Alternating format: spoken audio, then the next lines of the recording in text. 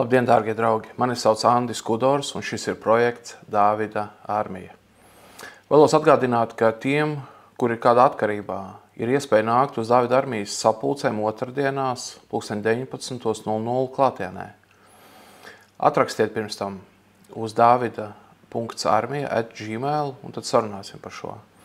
Vēl ir iespējams individuālas konsultācijas. Arī atrakstiet, tev vajag davida.armija@gmail.com un parunāsim, ja vajadzēs. Nepaliec tur, kur tu esi, atceries. Brīvība ir objektīva, tā ir sasniedzama Dieva spēkā. Lūksim Dievu. Dievs Tēvs debesīs, Dievs lieto šo raidījumu, ka tiem, kur ir izmisuši, parādās cerība. Dievs lieto šo raidījumu, ka tiem, kur ir paklupuši, ka tiem rodas spēks piecelties. Dievs, Tev lūdz tiem, kuri ir dziļā bedrē, ka tie sadzird Tavu balsi, ka Tu viņus sauc un ka viņi Tavā spēkā iziet ārā. Dievs, nolaid lūdz trepes, pa kurām viņi var uzkāpt. Dievs, sūta viņiem vārdi, ka viņi dzird Tev garā. Dievs, lieto šo raidījumu cilvēku glābšanai. To lūdzu Kristus vārdā. Amen. Šodien runāsim par tādu tēmu, ka Dievs var darīt Ābrahama bērnus no akmeņiem. Sāksim ar raksturvietu Mateja evaņģēlijā 3. nodaļā no 7. panta. Bet redzēdams daudz farizēju un saduķēju nākam kristīties, viņš tiem sacīja: jūs oģu dzimums, kas jums mācīja bēgt no nākamās dusmības? Tad nesiet pienācīgs atgriešanās augļus un neiedomājieties sacīt, mums ir Ābrahāms par tēvu. Jo es jums saku, Dievs no šiem akmeņiem var radīt Ābrahamam bērnus. Vai te ir tikai līdzībā teikts? Mēs parunāsim arī par līdzību. Tas ir burtiski teikts. Dievs tiešām no akmeņiem var radīt Ābrahamam bērnus, tātad glābtus cilvēkus. Tiem, kas ir Ābrahama ticībā, proti, ko Pāvils skaidro, kas ir Ābrahama ticības esence. Romiešiem lasām 4. nodaļā. Tam, kam darbu nav, bet kurš tic tam, kurš bezdievīgo taisno, tam viņa ticība tiek ieskaitīta par taisnību. Tātad pestīšana ir ticībā. Kad Ābrahamam tiek dots solījums, ka viņā tiks svētīts viss tauts? Apgraizīšanā vai neapgraizīšanā? Tātad nav vēl apgraizīšanas bijis. Un jau viņam tiek solīts, pēc tam Dievs zvēra, ka viņš to izdarīs. Mēs lasām to vēstuli ebrejiem. Kad Dievs zvērēja, viņam nebija pie kā augstāk zvērēt, viņš zvērēja pats pie sevis. Tātad Dievs izdara tā, ka Ābrahams noteikti tiks svētīts. Padomājiet tikai, viņš vēl neko nebija izdarījis. Lūk, Pāvils caur šo skaidro evaņģēliju. Līdzīgi Pāvils skaidro evaņģēliju caur Jēkabu un Ēzavu. Viņš saka, vēl neviens neko labu nebija izdarījis. Jau tiek teikts, ka vecākais kalpos jaunākajam. Jau. Tātad Dievs izlemj. Tie, kur runā un akcentē cilvēku brīvo gribu, no vienas puses viņi runā pareizi. Protams, ir rakstīts izvēlēs svētību vai lāstu. Ja? Un mīlestībā ir jābūt brīvai izvēlēji. Ja? Dievs nav vardarbīgs. Viņš ļauj mums izvēlēties, bet kas būtu, ja Ābrahams tagad sāktu neklausīt? Dievs taču svēr, ka viņš obligāti viņu svētīs. Jā, ir brīvā izvēle, bet ziniet, es ticu, ka Dievs ir pāri vēl, jā un nē. Viņš ir pāri par to, jo viņš visu vada pēc sava nodoma. Viņam nekas nav neiespējams to neizdarīt. Tad, kad viņš izlēma, ka viņš atstās Izrēlā mazumiņu izglābto atlikumu, sava vārda dēļ viņš to izdara. Ne viņu dēļ, bet viņi ir tur ticībā, tas mazums jau paliek ticībā, tad kā tas ir iespējams? Ja viņi visi izmantot savu brīvo gribu un teikt, nē, mēs Dievs ar tevi nebūsim. Dievs ir pāri par šo. Kaut kad pirms daudziem gadiem es arī lūdzu un bija cīņa grēku, un es atceros, kā es konstatēju un saņēmu tādu atziņu, ka Dieva rokās ir tas, es grēkoju vai negrēkoju. Bība mani pārņēma bība, es sapratu, visi mani likteņi tiešām ir Dieva rokās. Jo ir rakstīts, ka viņš dod gribēšanu un izdošanos, ja? Veiksmi pēc labpatiks. Viņš dod. Ticība nāk no augšienes. Pāvils saka, ka mēs neko labu pat nespējam domāt. Un ja spējam, tad tas ir no augšienes, no Dieva. Tie, kas akcentē ļoti brīvo gribu, es redzu, tie parasti ir bauslības vīri. Tie ir tie, kas vajā sevi un vajā apkārtējos un nav noticējuši no sirds pilnībā evaņģēlijam. Kaut kādā mērā ir uz Jēzu sauc, bet nav noticējuši līdz galam evaņģēlijam. Kas bija tiem Jēkaba nama, kas nāca, kas Pēteri gribēja vajāt? Un Pēters no sākuma ēda kopā ar pagāniem, tad pēkšņi nāca tie no Jēkaba nama. Tie jau ir kristieši, kas nāca. Tur jau nav kā farizēji vienkārši. Tie ir kristieši, viņi nāk, un tagad Pēters nodalās, un Barnaba, Pāvils raksta, Barnaba šī liekulība aizrāva līdzi. Un Pāvils pamāca Pēteru, saka, tad tu pēc likumu vai kā? Tu taču nedzīvo tagad pēc Mūzes likuma. Tu taču dzīvo kaut kādos tur dienu un paražu jautājumos. Tu taču dzīvo kā pagāni. Ne jau kā grēko kā pagāni, ja? Tātad runa par kaut kādām paražām un noteiktiem likumiem. Piemēram, ēst kopā nedrīkstēja jūdi ar pagāniem. Bet šie jau ir Kristū. Un Pēters uz brīdi samīstinās, tātad sašaubās, bet Pāvils nešaubās, viņš viņu pamāca citu klātbūtnē. Pat Pēterim vajadzēja pamācību evaņģēlisku. Ticu, ka pēc tam viņš vairs tā nedarīs. Ticu, ka Dievs caur Pāvilu viņu pamācīja un Pēters nostiprinājās evaņģēlijā. Kāpēc tomēr bija tādi, kas nāca no Jēkaba nama, no kuriem bija jāraustās tagad? Tāpēc, ka daļa vēl nebija. Pāvils saka, jā, ka tām nošķirtiem novirzieniem jābūt, lai var redzēt, kuri ticībā rūdīt. Jā. Viena, kuri noticējuši evaņģēliem pilnībā, un otra, kur saka, darbus vajag pestīšanai. Reizē piesauc Jēzu, un reizē vēl saka, ka darbus vajag pestīšanai, tātad Jēzus upurs nav pilnīgs. Jā? Nē, Jēzus upurs ir pilnīgs. Nē, nevajag darbus pestīšanai, jo stāv rakstīts ne pēc darbiem, lai neviens nelielītos. Un tas, ko es pirmīt citēju no Romiešiem 4, kur teikt, kam darbu nav. Vēlreiz, kam darbu nav, bet kurš tic tam, kurš bezdevīgo taisno. Tad viņa ticība tiek ieskaitīta par taisnību. Tātad tam tiek ieskaitīts, it kā viņš visus darbus būtu izdarījis ideāli.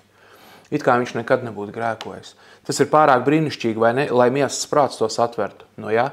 Tāpēc, ka šī ir atziņa no augšienes. Evaņģēliju neviens neizdomā. Pāvils saka, tas evaņģēlijs, ko es sludinu, es viņu nesaņēmu no cilvēkiem. Šak Jēzus Kristus viņam to ir mācījis. Lūk. Paldies Dievam par Pāvilu, paldies Dievam par tīru evaņģēliju, bez piemaisījumiem, par pestīšanu ticībā. Viss pārējais ir sacenšanās miesas prāta, sacenšanās ar Jēzu sevis pestīšanā. Kurš uzvarēs? Jēzus upurs ir pilnīgs. Paļaujies uz to. Un kad tu šim ticēsi, tad tu darīsi labos darbus vairāk nekā tie, kuri domā, ka darbus vajag pestīšanai. Jo aiz bailēm bailes nav labs stimuls. Glābšana, žēlastība ir lielāks stimuls. Pāvils saka, ka žēlastība viņā strādā, žēlastība ir viņa motivācija. Mateja evaņģēlijs 3:7. Bet redzēdams daudz farizēju un saduķēju nākam kristīties, viņš tiem sacīja, jūs oģis dzimums, kas jums mācīja bēgt no nākamās dusmības? Tad nesiet pienācīgas atgriešanās augļus. Un neiedomājieties sacīt, mums Ābrahams ir par tēvu, jo es jums saku, ka Dievs no šiem akmeņiem var radīt Ābrahama bērns. Tātad vēlreiz iedziļinamies. Te ir vairāk aspekti. Viens no tiem ir tāds, ka ir nepieciešams atgriezties no grēkiem. Evaņģēlijs neparedz to, ka tev nav jāatgriežas no grēkiem. Pestīšana ticībā neparedz to, ka tev nav jāatgriežas no grēkiem. Jāni Kristītāju Jēzus sūtīja vispirms. Pirms Jēzus nāk Jānis Kristītājs. Viņš piedzimst arī par 6 mēnešiem agrāk. Un viņš sāk savu kalpošanu, un viņš saka, nolīdziniet ceļu. Glābšana nāk. Kas ir šī ceļa nolīdzināšana? Atgriezieties no grēkiem. Mēs lasām Bībelē, atgriezieties no grēkiem un ticiet uz evaņģēliju. Šis ir šādi kopā. Bet šī atgriešanās no grēkiem nepadara tevi glābt. Jo Jēzus glābi, nevis tava darbība. Glābšanas darbs notiek uz krusta pirms aptuveni 2000 gadu. Tas ir darbs, kurš glābi, un to darbu izdara Jēzus un neviens cits. Un viņa upurs ir pilnīgs. Mēs viņu pieņemam, mēs esam pieņemušā pusi. Bet kā pieņemt? Kā ļaut, ka Jēzus ienāk tevī un dzīvo tevī un valda pār tevi? Tu atgriezies no grēkiem, tu nolīdzini ceļu. Tāpēc nāk Jānis Kristītājs pirmais, viņš saka, nolīdziniet ceļu. Un te atnāk farizēji un saduķeji, vienkārši izies cauri rituālam. Ja jau visi mēs arī, viņi tiek apstādināti. Nē, jūs oģi dzimums, jūs tagad, ko jūs darat vispār? Nebūs rituāla. Zinu cilvēks, kas caur kristībām iet kā caur rituālu, kaut kādu, varbūt labāk sāks veikties dzīvē. Tās nav kristības. Kristības ir, ka tu nomirsi sev. Nomirsti grēkam, nomirsti šai pasaulē. Tu ļauj, ka tev apglabā zem ūdens. Un tu ļauj, ka tev izceļ ārā. Un tu izēj cauri garīgo ceļu. Tam pašam jānotiek garīgajā dzīvē obligāti. Ja nē, tas ir pliks rituāls. Tas nozīmē, ka jānotiek īstai atgriešanās. Un tie brāļi, jūs, kas kristat citus, kuriem jūs neprasat pirms tam atgriezties no grēkiem, jūs pārkāpiet to, kas rakstos ir teikts. Proti, apustuļu darbos 2. nodaļā, kur ir teikts, Šie vārdi sāpīgi ķēra viņas sirds. Viņi prasīja, brāļi, ko lai mēs darām? Un Pēters viņiem atbildēja, atgriezieties no grēkiem un liecieties kristīties ik viens Jēzus Kristus vārdā, lai dabūtu grēku piedošanu un saņemtu svētā gara dāvanu. Šis solījums dots jums un jūsu bērniem un visiem, kas vēl ir tālu, ko Dievs pieaicinās. Tātad visiem mums tātad, pa mums ar tur ir teikts. Tātad visiem nemainīsies vēstījums. Atgriezieties no grēkiem, liecieties kristīties, lai dabūtu grēku piedošanu, saņemtu svētā gara dāvanu. Lūk, tātad mēs ejam šo miršanas ceļu, mēs ejam ceļa sagatavošanas gaitu, un mēs gaidām, ka nāks īstā glābšana. Jānis Kristītājs saka, es jau nevaru viņiem kurpes, siksnas pat atraisīt. Es jau neesmu tas. Es neesmu cienīgs. Jēzus par viņu saka, šis ir no sievām vislielākais, kas ir dzimis. Tātad lielāks par Mozu, par Ēliju, par citiem. Lielāks. Tātad bauslības dzīvē labāks. Un viņš, kurš ir šāds, par kuru Jēzus dod ekskluzīvu liecību par Jānu Kristītāju, viņš par sevi saka, es neesmu glābējis, tātad, un viņš saka, es neesmu cienīgs viņam kurpes siksnas atraisīt. Un Jēzus saka, viņš ir lielākais no sievām dzimušais, bet tas, kas ir Dieva valstībā mazākais, lielāks par viņu, tātad tas, kurš ir Kristū, ir lielāks par to, kas to bauslību ir maksimāli centies izdarīt. Jo cilvēka gribas sniegums nekad nav tik liels kā svētā gara sniegums. Jā, Jānis Kristītājs ar svētajā garā darbojās, dzīvoja, bet nebija vēl, jāņem nedēļā rakstīts, gara vēl nebija, tātad nebija vēl svētā gara izliešana pār visu miesu. Vēl nebija sākusies jaunā derība, vēl ir vecās derības kārtība. Un tur Jānis ir vislielākais. Bet jaunās derības bērni ir ne pēc darbiem, lai neviens nelielītos. Tie ir evaņģēlija bērni. Tātad šie nāk un grib iziet vispār, pilnīgi nesaprotot, kas jādara, izies savu rituālu vienkārši, jāatgriež no grēkiem. Bet tas jau nesaražo glābšanu, jo Jēzus ir glābšana. Jēzus, vārds Jēzus, Ješua nozīmē Jahve glābi. Tātad Jahve glābi, Dievs glābi, Jēzus Kristus glābi, ne jau mēs paši. Un te teiks, Dievs no šiem akmeņiem var radīt Ābrahama bērnus. Tātad pirmā dimensija tā, te jāatgriežās. Otra lieta. Ne jau tu sevi dari par Ābrahama bērnu īstu. Ne tas jūts, kas ārēji ir īsts jūts. To iekšēji, tātad sirds pārmaiņas. Tā ir Dieva prerogatīva, es viņas nevaru izdarīt. Jā, es apjošu prātu guruns, jā, es vēršu domas uz augšiem, kā ir teikts. Tātad kaut ko es daru ar prātu. Bet es sirdi nevaru izoperēt un ielikt jaunu vietā. Bet Dievs gan var.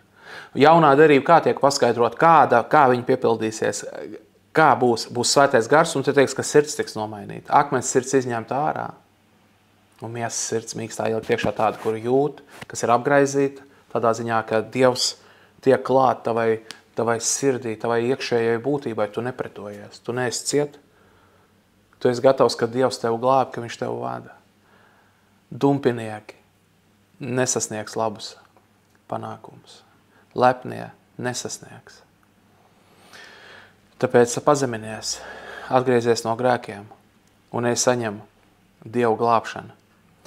Nesen satiku vienu brāli, kurš ieslīdējis lielā atkarībā. Totālā atkarībā. Nezinu pats, vai vispār viņš grib tikt ārā. Pirms es viņu parunāju, es domāju, ka ir labāka situācija, pēc sarunas es sapratu, ir vēl sliktāka. Un tad no vienas puses man bija kārdinājums tad saskumt kaut kā, kas tagad būs? Kurš var tikt glābts? Vai šādi? Māsa saka, nereaģēja uz Jēzus teikto par to, cik augsti ir latiņi. Un no uz brīdes varbūt saskumt, bet pēc tam man nāca ticība, pieauga viņa. Jo es domāju par šo, Dievs no akmeņiem var radīt Ābrahamam bērnus. Burtiski. Tātad viņš var paņemt akmeņus burtiski un radīt no viņiem Ābrahama bērnus. Tātad tos, kas ir ticībā. Ko tas nozīmē? Ābrahama bērni, tie, kas ir ticībā, ne jau vienkārši fiziski piedzimuši. Jo mēs zinām, kas ir īstais jūds. Mēs atceramies, ko Pāvils sludina, ka tātad Ābrahama piedzimst ar Ismēls, tā ir tā miesīgā sadaļa. Un piedzimst Īzāks, tā ir garīgā sadaļa. Tātad tiek salīdzināts ar Hagari, kas ir tātad Ismēla māte ar kalpošanu, ar verdzību, un Pāvils to sasaist ar bauslību. Bauslis ir labs, svēts, bet viņš nedod spēku glābties. Viņš nedod spēku izpildīt bausli. Tātad pats bauslis nedod spēku sevi izpildīt. To dod tikai svētais gars. Svētais gars darbojas caur ticību. caur ticības pilnu sludināšanu. Galatiešiem lasam. Pāvils saka, tad tas, kurš jums sniedz garu un dara brīnums jūsos, to dara ar bauslības darbiem vai ar ticības sludināšanu. Ar ticības pilnu sludināšanu. Tātad tur ir doma tāda, ar ticības dzirdēšanu, ar ticības pilnu sludināšanas, ticīgu dzirdēšanu, ka tavas sirds ir laba augsne, un tur iekrīt grauds, un viņš izaug, un tur ir evaņģēlijs. Tā darbojas Svētais Gars. Caur ticības vārdu Svētais Gars darbojas sasaistē ar evaņģēliju. Tā ir rakstīts, kad tiek runāts par jauno derību, kas tiek slēgta Kristus asinīs. Viņš mūs izpērk, un tas ir evaņģēlijs. Tur ir teikts, ka dos garu un sirdi nomainīs.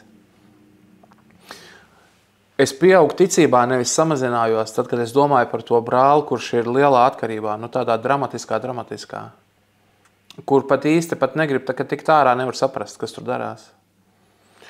Un es sapratu, es priecīgi pa viņu lūgšu Dievu, tāpēc, ka, lai kāds viņš tagad būtu akmens, Dievs no viņa var radīt Abrahama bērns, jo viņš jau kaut kād ir teicis Dievam, jā, Dievs savus nepamet. Tas ir brālis Kristu, kurš ir Dievam teicis, jā, Dievs savus nepamet. Tā tad būs. Ecehēla 11. nodaļa, 16. pāns, tādēļ saka tiem, tā saka tas kungs, jebšu es tos tālu aizvedu starp tautām un tos izkaisīju pa zemēm, tomēr es vēl nedaudz esmu tiem par svētumu tais zemēs, kur tie nonākuši. Tādēļ saka tiem, tā saka Dievs tas kungs, tiešām es jūs salsīšu kopā no tām tautām un zemēm, kur jūs esat izkaisīti, un jūs savākšu vienkops un jums atdošu Izraēla zemi, kad viņi tur būs atgriezušies un būs izvākuši visus alkus un visas negantības. Tad es tiem došu citu sirdi un jaunu garu. Es izņemšu viņiem no krūtiem akmens sirdi un iedošu tiem sirdi no miesas, lai tie staigā pēc maniem likumiem. Ievēro mans baušus un tos pilda, tad tie būs man tauta un es būšu viņa Dievs. Kurš nomaina sirdi? Kāds ir pamats stāvoklis tiem cilvēkiem, kas ir grēkā, kas aizsūtīti trimdā? Tā ir Dieva tauta, bet aizsūtīti trimdā. Akmens sirds ciet. Tas ir viņa dabiskais stāvoklis. Miesas prāts tā darbojas. No sirds dziļumiem iznāk grēki, Jēzus to saka. Kurš nomaina? Kā sākās jaunā derība? Viņš saka, es izņemšu viņam no krūtī akmens sirdi. Viņš izņems, tikai tu ļaujies. Tu padodies, tu atgriezies, un tad saka Dievs, es nespēju negrēkot. Glāb mani. Glāb mani. Es šādi lūdzu, Dievs man izglāba. Nozarspēja atkarības no citiem grēkiem. Tāda Dieva žēlstība, es redzu, ka citus izglābi. Kur uztic pilnībā sev Dievam evaņģēlijas, kurus uzrunā viņas sirds laba augsne, tur notiek brīnumi. Un tas nav miesā. Tas nav izsmēls radītais. Tas nav dabiski radītais. Tas ir pārdabiski radītais. Īzāks, tāpēc, ka tie vecāki Abrahams un Sāra bija par vecu, tāpēc pārdabiski. Jā, tas ir viņu bērns, tas nav no svētā gara kā Jēzus, bet vienalga. Tas ir brīnumaini. Nav 100 gados parasti nerodās bērni, ja? Un 90 gados, cik Sārai bija. Brīnumaini radās. Lūk, tātad šī sirds operācija, ko Dievs izdara, no krūtīm akmens sirdi un iedošu tiem sirdi no miesas, lai tie staigā pēc maniem likumiem. Tātad, kā notiek paklausība, kā cilvēks kļūst tāds, kurš grib klausīt Dievam un spēj klausīt Dievam un savalda svētajā garā atkarība. Dieva darbības dēļ tas notiek. Viņš saka, es to izdarīšu, es izņemšu ārā, es ielikšu iekšā jaunu, lai tie staigā pēc maniem likumiem. Tātad tā ir Dieva darbība, draugs. Tātad vienalga, cik ciets akmens tu esi. Un akmeni grūti pārtaisīt. Es savu sirdi nevarēju pārtaisīt. Manī bija apsūdzības pret Dievu, manī bija apsūdzības pret manu sievu. Visu to Dievs pats izņēma ārā. Es nesakārtoju to. Es liecinu par to. Es nespēju. Es gribēju. Es centos. Es nevarēju. Dievs pats atnāca, pats sakārtoja manu sirdi. Gan pret viņu attiecībās, lai tā būtu pareizākā stāvoklī. Es ticu, ka ir, kur augt vēl visu mūžu būs jāaug. Un pret manu sievu, lai būtu pareizs sirds stāvoklis. Arī tur, protams, būs jāaug. Bet vienalga, viņš izmainīja. Tur, kur bija tūkstnes, tur ir dārs. Un lai tev, brāl, māsa, ja tur ir dārs, lai tur ir kā mešs, kā ir rakstīts. Ja tur ir tūkstnes, ja tur ir savs, viss ciets, tad nekas. Dievam ir tāda vara. Tikai jātiek viņam tuvāk, ir garīgā nozīmē. Tāpēc kas jādara? Jānolīdzina ceļš. Jānis Kristītājs pirmais atnāca. Jāatgriežās no grēkiem, jāsagatavojas. Bet tā vēl nav glābšana, jo glābšana ir Jēzus. Tāpēc Jānis Kristītājs par sevi nesaka, ka viņš ir glābšana, bet Jēzus gan ir glābšana. Tātad viens sagatavo ceļu, un tad nāk Jēzus. Un tad notiek brīnumi, un tad ir šis svētā gara piepildījums, un tad var staigāt pūdens virsmu, kā Pēters gāja. Visi brīnumi notiek, viss pārdabiskais. Ja spēj kaut ko kristieši izdarīt to pašu, ko cilvēku pasauli izdarīt, man tad ir garlaicīgi. Ja grupa cilvēku draudz var izdarīt to pašu, ko cilvēku pasaulē tur dara, arī grupās kaut kādās, tad tas nav tik interesanti. Bet tad, kad Dievs pārdabiski pieskaras, kad ir garīga intervence no augšienes, un kad notiek pārdabiskais, tad gan ir interesanti. Tad ir saviļņojoši, tad ir aizraujoši. Tas ir dzīves mērķis būt šajā. Un dzīves mērķis, protams, ir saņemt debesu aicinājumu, jā? Mūžīgai dzīvībai, mūžīgai dzīvei, kā Pāvils to raksta. Marka evaņģēlijas 10:26. Bet tie vēl vairāk pārbijās un sacīs vēl starpā, kas tad var tapt glābts? Ja es tos uzlūkodams saku, cilvēkiem tas neiespējams, bet ne Dievam. Jo Dievam visas lietas iespējamas. Visas lietas. Es šos vārdus rakstu katrā grāmatā, ir laiks, kas man tepat redzam, ir stāv plauktā. Joprojām ir nopērkam kristīgās literatūras veikalā Amnis. Lāčplēš 37. Un, ja negrib pirkt, lasi pa velti. Ja ieej mājaslapā Dāvida armija.lv un atrod PDF failu un lasi pa velti. Jo galvenais, ja tu lasi, ja tev vajag, lai tu tiec pie viņas. Cilvēkiem tas neiespējams. Un es grāmatā, kad dāvinu šo grāmatu, es rakstu vienu to pašu visu laiku, visiem. Tas, kas cilvēkam nav iespējams, tas Dievam ir iespējams. Jo tā notika pie manis, man nebija iespējams tikt ārā no azartspēlēm, un Dievam bija iespējams. Un tas brālis, pa ko es lūdzu, kuram nav iespējams tikt ārā no viņa atkarības. Un par viņu es gribu lūgt, lai Dievs viņu arī izceļ ārā no atkarības. Šodien lūgsim. Un ja tu esi atkarībā, tad tā lūkšana būs par tevi arī. Sagatavo sirdi. Dievs tās debesīs. Dievs, paldies, ka tu esi visvarens. Paldies, ka tu meklē un glābi pazudušo. Jēzus, paldies, ka tu ielūzuši niedri nesalauzīsi. Bet tu meklēsi un glābs pazudušo. Tu dari tā. Un tu nenogursti. Jo Dievs nevar nogurt. Dievs lūdzu pieskaries tiem cilvēkiem, kas tagad skatās, kur ir noguruši, kur ir rāpušies no bedres ārā, ir noberstām rokām, noberstām kājām nav tikuši. Par viņiem asaras ir izraudājuši tuvinieki un paši pa sevi. Un nav tikuši. Dievs, mēs lūdzam brīnumaini tavu iesaist, lai tu esi pagodināts, lai viņi sevi nevar pagodināt un citus cilvēkus nevar pagodināt ar savu brīvību, bet tikai tevi. Ticu, ka tāpēc tu pieļāvi to. Lai tu būtu pagodināts, un tad, kad mēs tev pagodinām, mēs jau paši esam laimīgi, un tu gribi, ka mēs esam tevī laimīgi. Jo mēs redzam tavu žēlastību, tad lūdz Dievs, ka tie, kas ir tajā bedrē lejā vēl, Dievs, ka tu viņus glābi, tu atpestī no jebkuras atkarības, tu lūdz Dievs, ka tu atpestī no narkotikām, no smēķēšanas, no alkohola, no zāļu nepareizas lietošanas, no azartspēlēm, no pornogrāfijas, no darba holisma, no izdabāšanas citiem, no godkāras, no karjerisma, no agresijas, Dievs no visa ļaunā, Dievs atpestīja. Tos, kas skatās tagad, tevi tāda vara, Dievs, kad tu pieskaries, tad notiek brīnumi. Paldies, Dievs, ka tu man atpestīji no azartspēlēm, brīnumaini, nekas tur nebija dabisks. Tā tu darbojies, tāds ir tavs rokraksts, Dievs, brīnumains. Es to lūdzu, ka tie, kas skatās arī, ka tu pieskaries viņiem brīnumaini tagad. Jo tu visu vari, Dievs, un tu gribi viņus glābt. Es to lūdzu, ka tu glābi viņus.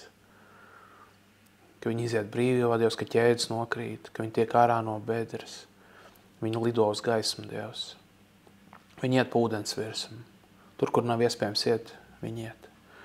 Dievs, dari tāds brīnums ar tiem, kur skatās. Tev tāda vara ir, Dievs. Es lūdzu lieto to žēlastībā un Kristus upuru dēļ glāb šos cilvēkus. Mēs pieejam pie troņa žēlastības bez bailēm, jo Jēzus ir atdots. Un viņiem nav jābūt pašiem ideāliem, lai tu viņus izglābtu. Kā tu teici, ka stūrgalvīgi ir tā tauta, ko tu ieved absolūtā zemē. Tavu vārdu dēļ, Dievs, mēs lūdzam, ka tu dari tos, kur skatās par Abrahama bērniem, tava vārda dēļ. Vienalga, kāda viņi ir, ko viņi spēja, nespēja, tas neskaitās. Bet, kad tu, Dievs, viņus glābi un ka viņi pagodina tevi, kad no akmens siržu vietā tiek iedots miesas sirds, Dievs, tiem, kas skatās, dara brīnums. Mēs lūdzam žēlastību. Ka tu no šiem akmeņiem, ja kāds jūtās kā akmeņs un nekas tur nekustās, Dievs, ka tu pieskaries, kā to man pieskāries un cerība radās. Vienkārši no augšienes. Dievs, dari šo brīnumaino intervenci. Pieskaries, modina, apžēlojies, Dievs, ka tie, kas ir atkarībās, Dievs, iziet brīvībā, un ķēdes nokrīt, un durvis dzelzs atverās, viņi iziet pļavā. Un ir tavā vadībā tālāk visu mūžu līdz debesīm, Dievs, līdz mūžībai. To visu lūdzam Kristus vārdā. Amen. Paldies, dārgie draugi. Mani sauc Andris Kudors. Šis ir projekts Dāvida armija. Tiekamies pēc nedēļas. Esiet svētīti.